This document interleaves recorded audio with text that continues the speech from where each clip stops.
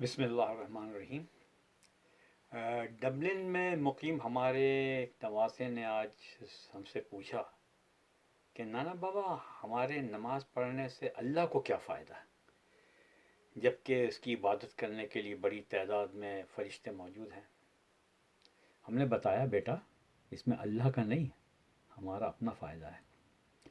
ہمیں لگا اس کی تشفی نہیں ہوئی تو ہم نے اس سے پوچھا، بیٹا اگر کسی شخص کے 3 چچا ہوں، ایک ڈبلن میں جو ہر اتوار کو اس سے ملنے آتا ہو، دوسرا پاکستان میں جو ہر ماہ ویڈیو کال کرتا ہے، اور تیسرا ہے امریکہ میں جس سے کئی سالوں سے رابطہ نہ ہوا ہو، اگر خدا نہ خواستہ ان کا یکے بعد دیگرے انتقال ہو جائے تو اسے کس کا دکھ زیادہ ہوگا؟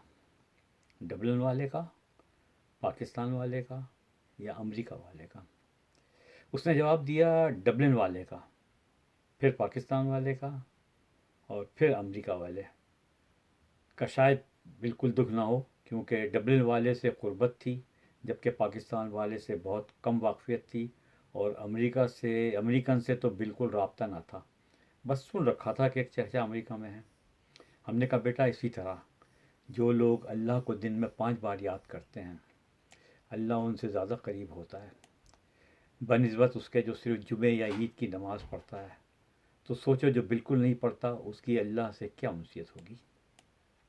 اس لیے عبادت کرنے سے اللہ کا نہیں، ہمارا اپنا فائدہ ہے۔